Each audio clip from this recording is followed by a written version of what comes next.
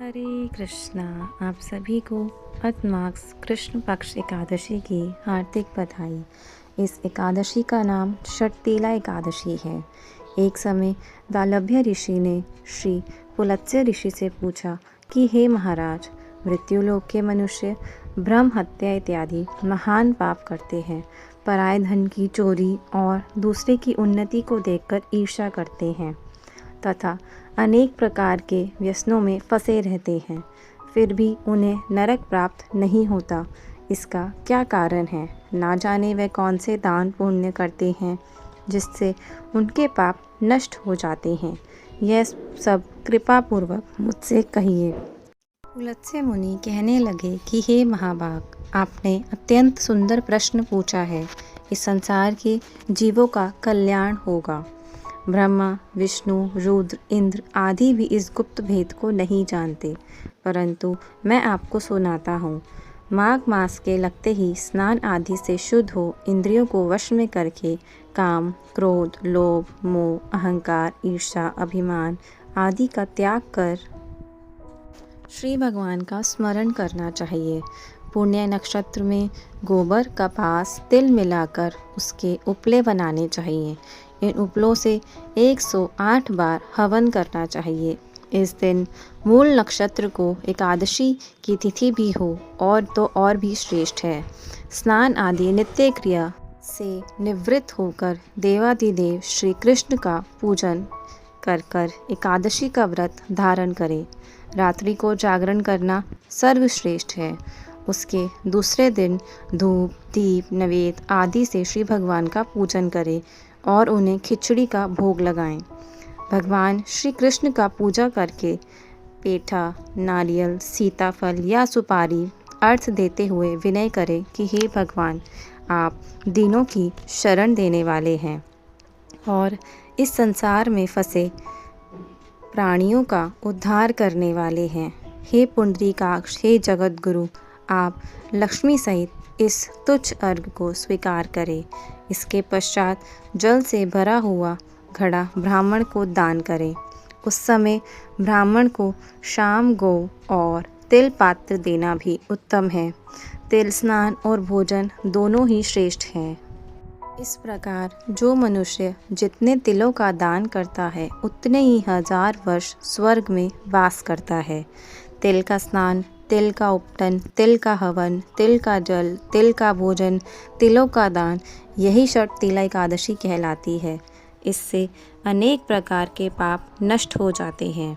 इतनी कथा कहकर पुलत्स्य ऋषि कहने लगे कि एक समय श्री नारद ने श्री भगवान श्री विष्णु से यही प्रश्न किया था और श्री भगवान ने षटतिला एकादशी का जो महात्म्य श्री नारद जी से कहा, मैं तुमसे कहता हूँ, तुम ध्यान पूर्वक श्रवण करो। भगवान कहने लगे कि हे नारद, मैं आंखों देखी एक सत्य घटना कहता हूँ, तुम ध्यान पूर्वक सुनो। प्राचीन काल में मृत्युलोक में एक ब्राह्मणी रहती थी। वह सदैव व्रत किया करती थी। एक समय वह 1 मास तक व्रत करती रही। इससे उसका शरीर अत्यंत दुर्बल हो गया। यद्यपि वह अत्यंत बुद्धिमानी थी, फिर भी उसने कभी देवताओं या ब्राह्मणों के निमित्त धन और अन्न का दान नहीं किया।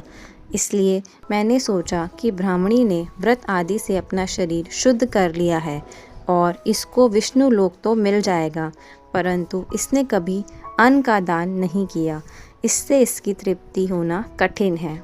ऐसा सोचकर एक भिखारी बनकर मैं मृत्यु लोक में उस ब्राह्मणी के पास किया और उससे भिक्षा मांगी। वह बोली, महाराज, आप किस लिए आए हैं? मैंने कहा कि मुझे भिक्षा चाहिए। इस पर उसने एक मिट्टी का टेला मेरे भिक्षा पात्र में डाल दिया। मैं उसे लेकर स्वर्ग लौट आया और कुछ समय बीतने पर ब्राह्मणी शरीर त्याग कर स्वर्ग आई। मिट्टी का दान देने से उस ब्राह्मणी को स्वर्ग में सुंदर महल मिला, परंतु उसने अपने घर को, अन्न आदि सभी सामग्रियों को शून्य पाया। तब वह मेरे पास आकर बोली, भगवान, मैंने अनेकों व्रत किए, आपकी पूजा की, परंतु फिर भी मेरा घर अन्न आदि से शून्य क्यों है? मैंने कहा, पहले तुम अपने घर जाओ, देव स्त्रियां तुम्हें देखने के लिए आएंगी। तो तुम उनसे पहले षटतिला एकादशी का पुण्य और विधि सुनना, तभी द्वार खोलना। भगवान के ऐसे वचन सुनकर जब वह अपने घर गई और देव स्त्रियाँ उनसे मिलने आई तो उन्होंने द्वार खोलने के लिए कहा। तो ब्राह्मणी बोली कि आप मुझे पहले षटतिला एकादशी का महात्म्य सुनाइए। तब उन सब ने, देव स्त्रियों ने, षटतिला एकादशी का महात्म्य कह सुनाया। ब्राह्मणी ने महात्म्य सुनकर घर का द्वार खोल दिया। देवांगनों ने देखा कि यह तो ना गंधर्वी है और ना असुरी, वरन पहले जैसी ही है।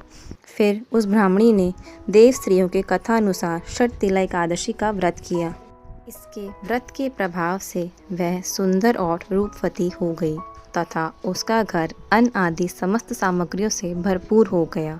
श्री भगवान कहते हैं, श्री मनुष्य को षटतिला एकादशी के व्रत में लोभ ना करके तिल आदि का दान अवश्य करना चाहिए। इससे दुर्भाग्य, दरिद्रता और पाप नष्ट हो जाते हैं और मोक्ष की प्राप्ति होती है। इस एकादशी का अधिक से अधिक लाभ लेने के लिए श्री हरे कृष्ण महामंत्र अर्थात हरे कृष्ण कृष्ण कृष्ण हरे हरे, हरे राम राम राम हरे हरे, इसका अधिक से अधिक जप करें, हरि कथा का श्रवण करें, श्री वैष्णवों की भक्तों की सेवा करें। हरे कृष्णा। आप सभी को षटतिला एकादशी की हार्दिक बधाई।